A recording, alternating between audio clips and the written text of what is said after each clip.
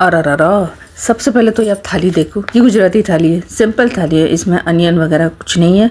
हाँ, लहसुन है, लेकिन आपको क्या ये पता है कि आपको दाल सब्ज़ी रोटी चावल बनाने में कितने बर्तन लगते हैं, मतलब कितने बर्तन यूज्ड होते हैं।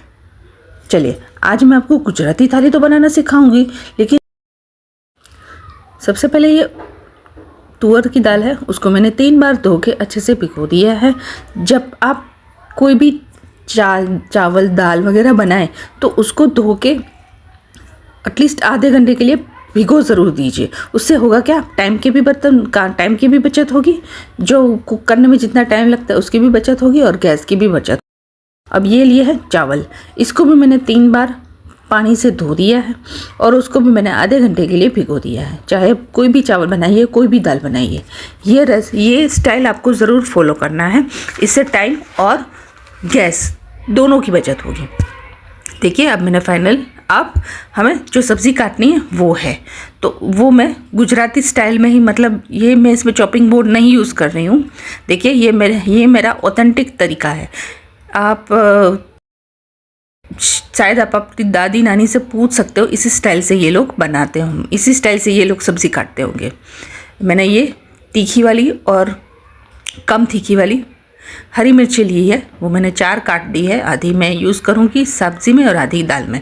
उसी तरीके से मैंने टमाटर भी 2 बड़े काट लिए हैं, आधा सब्ज़ी में और आधा दाल में।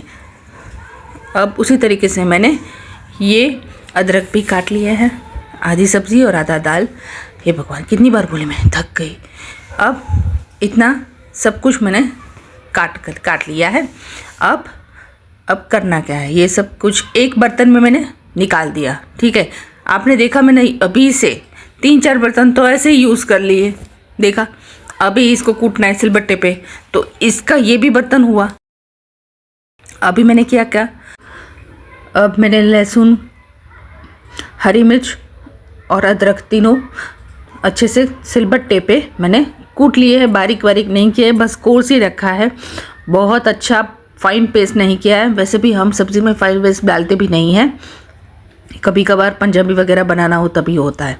अब देखो, सब्ज़ी काटनी है तो उसके लिए मैंने, देखिए, अब ये फूल गोभी और मटर की सब्ज़ी मैंने बनाई है। हम लोग फूल गोभी और मटर की सब्ज़ी बनाते रहते हैं, जैसे आलू गोभी की बनाते हो ना, वैसे ही।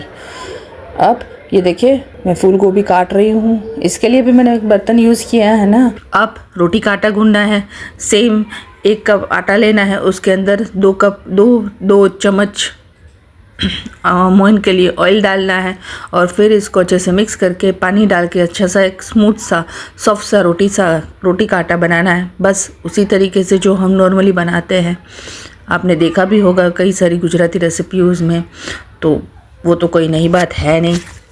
अभी देखो, मैंने तीसरा और नया बर्तन, कितने बर्तन अभी मैंने यूज़ कर दिए, इतने सारे बर्तन हैं, देखो तो पता चलेगा। अब देखो, सब्ज़ी बनाने के लिए एक और बर्तन मैंने यूज़ किया, उसके अंदर मैंने तेल डाला, जीरा डाला। जीरा डालने के बाद जो मैंने वो पेस्ट बनाई थी वो मैंने इसके अंदर डाल दी। इसको मैंने थोड़ी देर के लिए पका लिया, इतनी देर देने के लिए पका लिया कि बस एक कच्चापन निकल जाए बस। और उसके अंदर मैंने डाल दिए ये टमाटर आधे कटे, आधा मैंने बोला था ना आपको, आधा करना है। अब ये आधा इसमें डाल दिया और अब इसको 2 मिनट के लिए पका लिया और उसके अंदर तुरंत बंद गोभी जो मैंने फूल गोभी काट के रखी थी वो डाल दी, धो के फिर से इसके अंदर डाल दी। देखो कितने बर्तन अभी से ही दिख रहे हैं, ये सारे बर्तन ही है। अभी इसको साफ़ करने में तो साफ़ करना तो पड़ेगा ना, लेकिन आपको ये नहीं पता होगा ना कि कितने बर्तन यूज़ होते हैं। आजकल आपने रेसिपीज़ तो सारी देखी होगी, लेकिन बर्तन कितने यूज़ होते हैं नहीं देखा होगा। इसलिए मैंने आज आपको ये रेसिपी ही इसलिए मैंने करी कि आपको पता चले कि दाल सब्ज़ी रोटी चावल बनाने में कितने बर्तन लगते हैं, कितने यूज़ होते हैं और आपको कितने साफ़ करने पड़ेंगे। अब देखो, मैंने वेस्ट भी नहीं किया, उसके अंदर पानी डाल के ऐसे ही ले लिया जो हमारे रग में है। अब उसके अंदर डाल दिया पानी, थोड़ा सा पानी डाल दिया और ऐसे ही इसको पकाने के लिए रख दिया। अब इसके अंदर चावल हो रहे हैं, वो भी हो रहे हैं, अंदर ऊपर ढक्कन ढक देना है। अब देखो ये फूल गोभी को देख रही हूँ मैं अच्छे से हो रही है कि नहीं हो रही है। आधा ही होने देना है, बहुत ज़्यादा एकदम जब 50% हमको कुक करना है। ये देखिए मैंने चाकू से दिखाया आपको, ये नहीं हुआ है, मतलब ये 50% हो चुका है। अब इसके अंदर सारे के सारे मसाले कर देने हैं ताकि मसाले की भुनने की भी खुशबू आ जाए। ये हम वैसे तो हम कुकर में करते हैं, लेकिन आपको दिखाने के लिए मैं ये पैन में भी कर रही हूँ। ज़रूरी नहीं है कुकर का स्वाद, इससे ज़्यादा मुझे पैन से ज़्यादा कुकर का स्वाद अच्छा लगता है। आप दोनों स्टाइल से एक बार पकाना, उसके बाद आप मुझे कमेंट में बता सकते हो कि कौन सा आपको ज़्यादा अच्छा लगा। अब देखो उसके अंदर मैंने सारे मसाले डाल दिए हैं। हम गरम मसाले नहीं डालते हर रोज़, क्योंकि ये रोज़ की सब्ज़ी है, रोज़ की जो थाली होती है वही है। इसके अंदर हम कुछ नहीं डालते ऐसा गरम मसाला जैसा।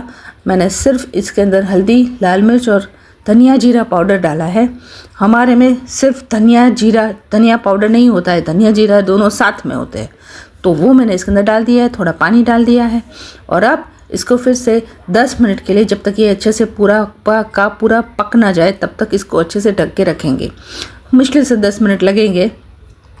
और अब मेरी नज़र बाजू में गई है तो मैं देख रही हूँ कि कितने सारे बर्तन अभी से यूज़ हो चुके हैं, अभी तो और ज़्यादा होंगे। अरे यार, इतने बर्तन देख के तो मेरी सच्ची में मेथी मर गई। अभी देखो, अभी ये दाल का कुकर हो गया है, इसको कुक कर दिया है मैंने। इसके अंदर पानी डाल दिया है, पानी डाल के इसको, ये मथनी है, मथनी से मैंने मथ लिया है। आप चाहे तो ब्लेंडर यूज़ कर सकते हो, लेकिन ब्लेंडर को भी तो धोना पड़ेगा, तो वो भी एक बर्तन ही हुआ, उसको तो उसी टाइम पे धोना पड़ेगा। इसको तो खैर बाजू में भी रख सकते हो। अब ये जिससे चम्मच मैंने इसके अंदर डाला है मसाला, वो भी चम्मच यूज़ हुआ, उसको भी धोना पड़ेगा।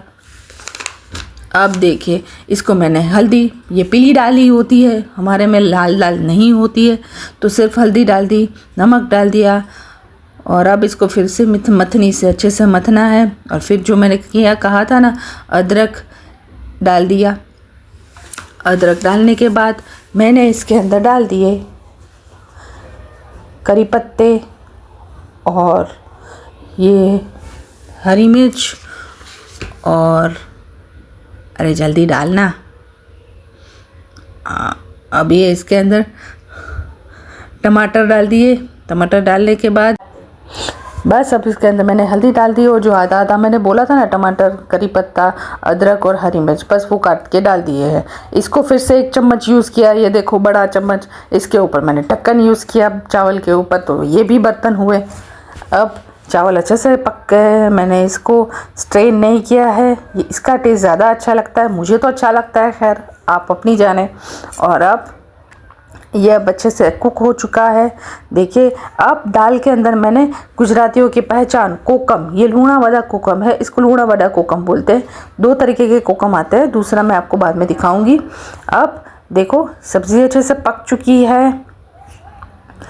अब देखो सब्ज़ी पक चुकी है, अब मैं इसको निकाल लेती हूँ। अब दाल का तड़का लगाना है। दाल का तड़का लगाने के लिए सबसे पहले आपको तेल डालना है, और राई, मेथी और जीरा, ये तीनों मिक्स करके दाल में डालना है। याद रखिए मेथी से दाल, अगर मेथी से दाल बनाएंगे ना, दाल का तड़का करेंगे, तो दाल का स्वाद और ज़्यादा बढ़ जाएगा।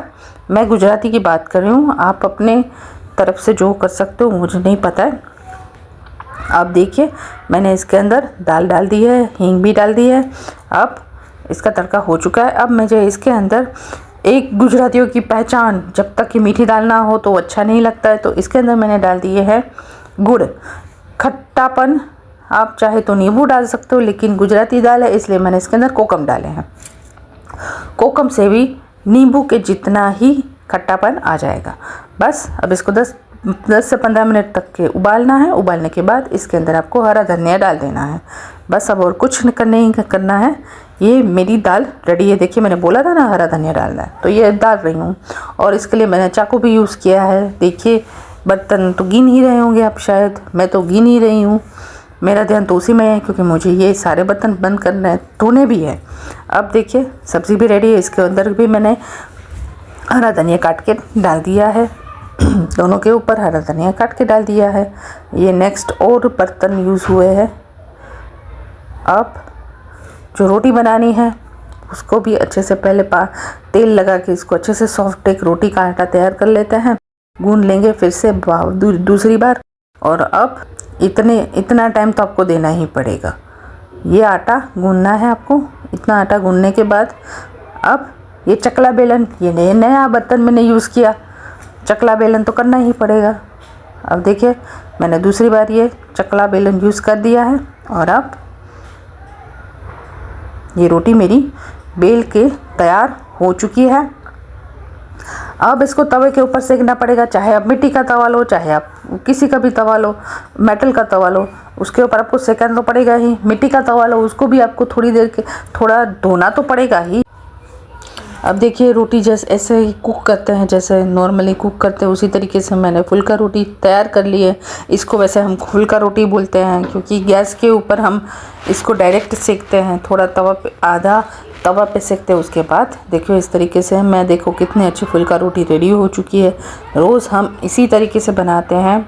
और अब ये और नया वेसल यूज़ हुआ, देखो ये और नया वेसल हुआ।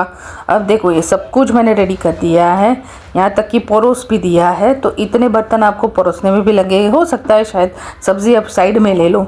अब कितने बर्तन यूज़ किए देखिए, मैंने सिलबट्टा ये यूज़ किया है।